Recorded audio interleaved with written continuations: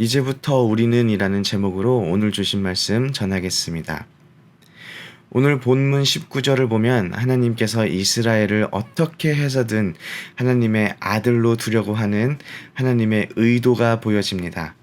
그리고 하나님께서 이스라엘에게 자신이 이스라엘의 아버지가 됨을 다시 이야기합니다.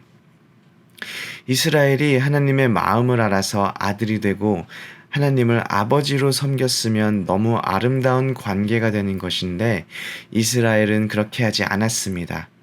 하나님의 애절한 마음을 이스라엘은 마치 아내가 그의 남편을 속이고 떠나감 같이 하나님을 확실히 속였다고 말을 합니다. 그리고 본문 21절에 헐벗은 산 위에서 애곡하고 간구하는 이스라엘 자손들의 소리가 들린다고 성경은 이어가고 있습니다. 그들이 여호와를 잊어버림으로 고단한 삶을 살게 되었습니다. 그들을 향한 하나님의 음성은 배역한 자식들아 돌아오라 내가 너희 배역함을 고치리라 하시니라 입니다. 그리고 그들의 대답은 보소서 우리가 주께 왔사오니 주는 우리 하나님 여호와심이니이다. 작은 산들과 큰 산 위에서 떠드는 것, 즉 우상을 숭배하는 것들은 다 헛된 일이고 오직 이스라엘의 구원은 진실로 우리 하나님 여호와께 있습니다. 라는 고백입니다. 그리고 24절에 바알을 섬겼던 것이 부끄러운 그것이라고 말하며 바알을 섬긴 것이 모든 것을 웃음거리로 만들었음을 고백합니다. 그리고 오늘까지 여호와께 범죄하였으며 하나님 여호와의 목소리에 순종하지 아니하였음을 고백합니다. 하나님의 애절한 마음에 21절부터 이스라엘이 응답하여 하나님께 돌아갔음을 우리가 본문을 통하여 보게 되는데 사실 21절부터는 실제로 일어난 사건이 아닙니다. 이미 이스라엘은 오래전에 멸망하여 남아있지 않습니다. 실제로 일어난 사건이 아니라 선지자의 소망이 표현되는 것이며 주님께 다시 돌아가겠다는 우리 구원은 오직 하나님이라는 고백 역시 이스라엘 백성의 답변이 아니라 예레미야 선지자의 소망을 담은 답변입니다. 저는 오늘 말씀을 묵상하며 마음에 알 수 없는 먹먹한 감정을 느끼게 되었습니다.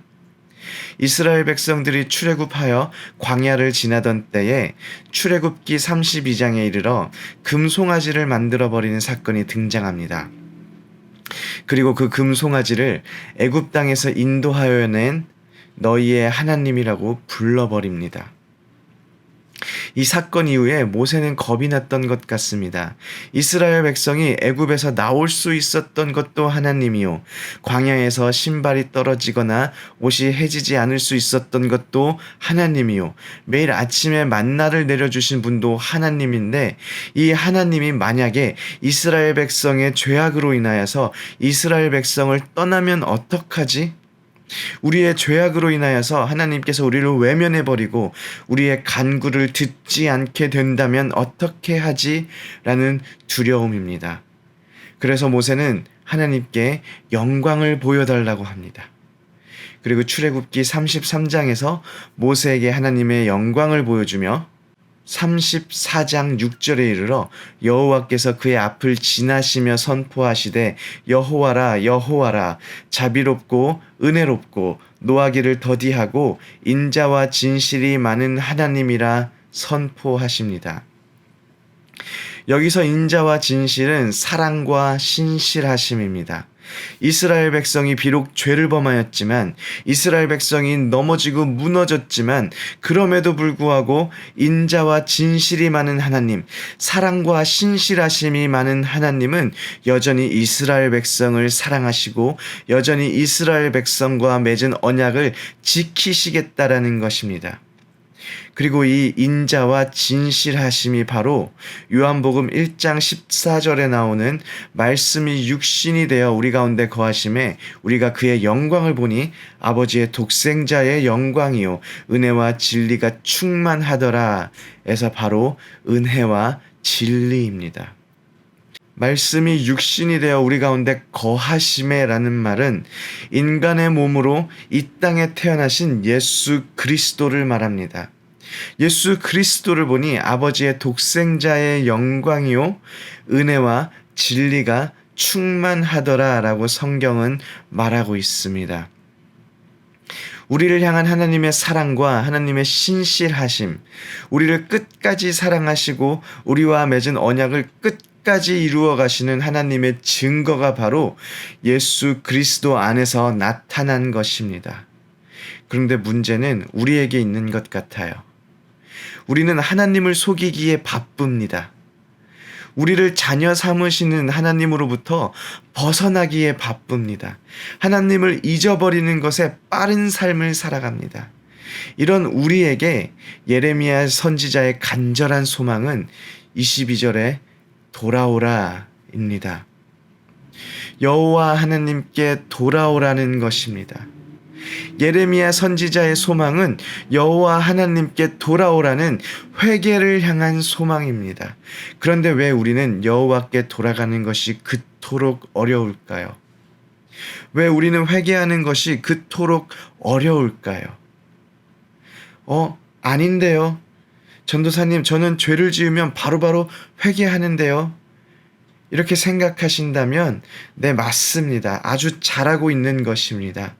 그런데 오늘 본문에서 말하는 여호와 하나님께 범죄하는 것은 단순히 우리가 나쁜 마음을 품는 것, 거짓말을 한 것, 남을 미워하는 것 같은 죄가 아닙니다. 하나님 앞에서 범죄함은 25절 마지막에 우리 하나님 여호와 목소리에 순종하지 않은 것, 바로 이것입니다. 그래서 우리가 여호와께 돌아가기 힘든 이유는, 우리가 회개하기가 힘든 이유는 하나님께 돌아간다는 것은 여호와 목소리에 순종하는 삶을 살아가야 함을 의미하기 때문입니다.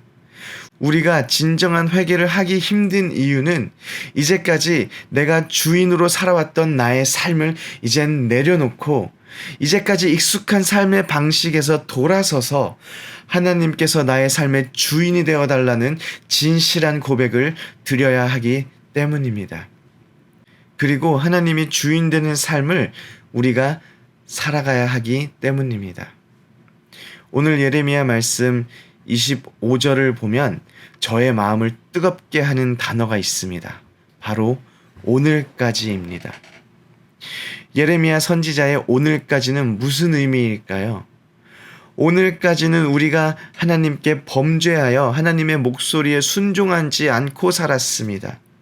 오늘까지 우리는 우리가 원하는 대로, 그리고 눈에 좋아 보이는 대로 바알이 들려주는, 세상에 들려주는 풍요에 귀 기울이며 살아갔습니다. 조금 더 많은 재물을 준다면 아무렇지 않게 하나님에서부터 세상으로 마음이 움직여지는 삶을 살았습니다.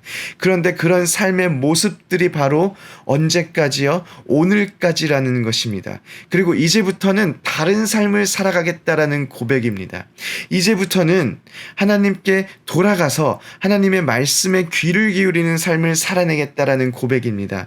이제부터 지금 이 순간부터는 하나님의 목소리에 순종하는 삶을 살아가겠다라는 것입니다. 다시 말씀드리지만 이 고백은 이스라엘 백성들의 고백이 아니라 예레미야 선지자의 고백입니다. 예레미야 선지자의 답변입니다. 예레미야 선지자가 진정으로 이스라엘 백성들을 통해 듣기 원했던 바로 그 대답입니다. 당시 이스라엘 백성들은 모두 없어졌지요. 이제 이 답변의 책임이 우리에게로 넘어왔습니다. 예레미야 선지자가 그토록 듣기 원했던 이 답변을 이제는 우리가 하나님께 올려드려야 합니다. 쉽지 않을 수 있습니다. 왜냐하면 하나님의 목소리에 순종하는 삶, 하나님의 말씀에 귀를 기울이며 평생을 살아가기가 자신 없기 때문입니다. 그런데 은혜와 진리가 충만하신 하나님은 예수 그리스도를 이 땅에 보내심으로 끝없이 죄를 범하고 끝없이 잘못된 길로 가려고 했던 우리를 끝까지 사랑하시고 끝까지 포기하지 않으시는 하나님입니다. 하나님께서 우리에게 진정으로 원하시는 것은 우리가 넘어지지 않는 것이 아닙니다. 하나님께서 우리에게 진정으로 원하시는 우리의 사명은 우리가 넘어져도 다시 일어나는 것입니다. 우리가 넘어지더라도 다시 일어나 하나님께 돌아가는 것입니다. 오늘까지 우리는 하나님을 외면하며 살았을지도 모릅니다. 하지만 오늘부터는 하나님께 돌아가는, 하나님의 목소리에 순종하는 오렌지 하늘 교회 모든 성도님들이 되시기를 소원합니다.